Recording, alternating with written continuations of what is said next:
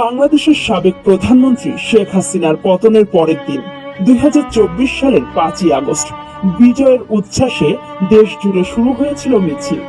কিন্তু সেই আনন্দের দিনে ঢাকার শেরেবাংলা থানার সামনে পুলিশের গুলিতে নিহত হন ভোলার সিএনজি চালক শাহাবুদ্দিন।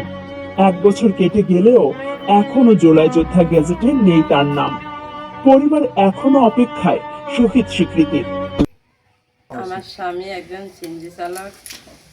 উনি সিএনজি চালায় আমাদের পরিবারের সকলকে দেখতো। আমার 2 মেয়ের পড়াশোনার খরচ চালাইতো, আমার সংসার চালাইতো, এবং আমার স্বামী কোনো দলবল করতো না। খালি দুটা খাওয়া দেখছি, খালি এর করতেছি।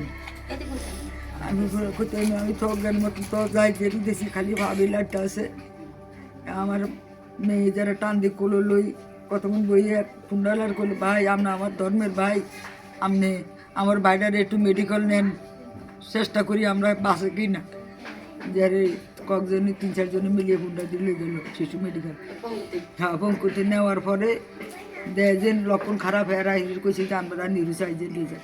এই নিরু সাইজে নিচে আর মনে করেন আধা ঘন্টাও টাইমও না, 5-10 মিনিট পরে মারা গেছে। আমরা তো এখানে নাই। 20 বছর ঢাকা থাকতো। সে একজন সিএনজি চালক ছিল। সে কোনো দল গঠন দল টল করতো না। মিছিল টিছিল যাইতে বললেও সে যাইতো না। সে ঠিকমতো রোজগার করতো, ঠিকমতো পরিবারের চালাইতো। তো হঠাৎ একদিন সে সিএনজি চালাইতে যায়, এরকম হয়েছে যে গোলাগুলিতে সে গেছে, যায় মিছিলে গেছে, ওই সময় গুলি খায় সে মারা যায়। তো আমরা এটা নিয়ে চারিদিকে দৌড়াদৌড়ি করি যে সবাই নাম গেজেটে উঠছে, আমাদের নাম কেন গেজেটে উঠে নেই? সবাই টাকা পাইছে, আমরা কেন পাইতেছি না? আমরা মূলত 8 লাখ টাকা পাইছি, এর বেশি আর পাওয়া হয় নাই।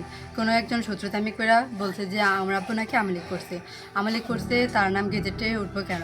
এই কারণে তার নাম গেজেটে উঠে নেয়, শত্রুতামি করে এরকম করছে। আমরা চাই জানি গেজেটে নামটা উঠুক, আমরা পরিবারটা জানি ঠিকমতো চালাতে পারি, আমাদের পড়ালেখার খরচ এবং কি সামনের ভবিষ্যৎটা জানি ভালো যায়, সবাই মিলে জানি ভালোতে কাটাতে পারি, এটাই চাই।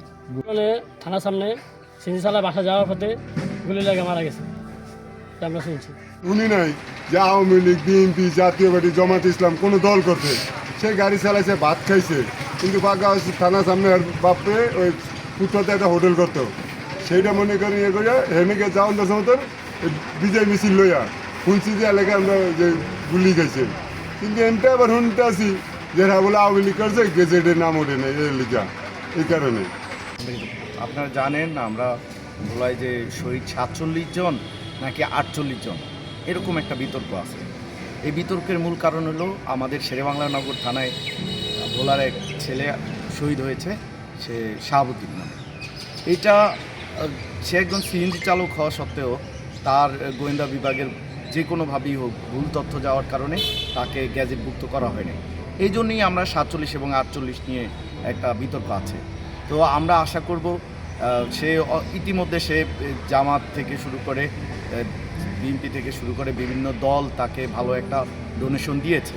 তো যেহেতু তাকে দিয়েছে অবশ্যই সে শহীদ, এবং তার এই যে আওয়ামী লীগের ট্যাগ লাগানো এটা একটা ভুল তথ্য গিয়েছে। আমরা আশা করি খুব শীঘ্রই তাকে দ্রুত যেই নতুন করে যে গ্যাজেটভুক্ত হবে সেই গ্যাজেটে তাকে অন্তর্ভুক্ত করা হবে। জামাতের পক্ষ থেকে ভোলাতে যারা থেকে নিহত হয়েছে, ভোলার যেখানেই হোক, ভোলার 45 সম্ভবত, আমরা প্রত্যেকেই 2 লাখ টাকা করে নিয়েছি। তার ভিতরে সেও পেয়েছে, তাকে আমরা বাড়িতে পৌঁছে দিয়েছি।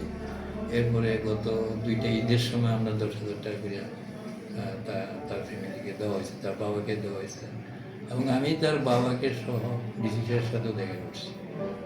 তো বললো যেটা তো ওই মেডিকেল কি জানি রিপোর্ট এখানে যাবে, এখান থেকে আমার এতটুকুই শুনছি।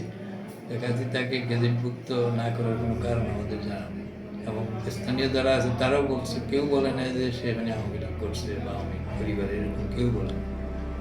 আমি যতজনের সাথে আলাপ করছি তারা কেউ বলে না।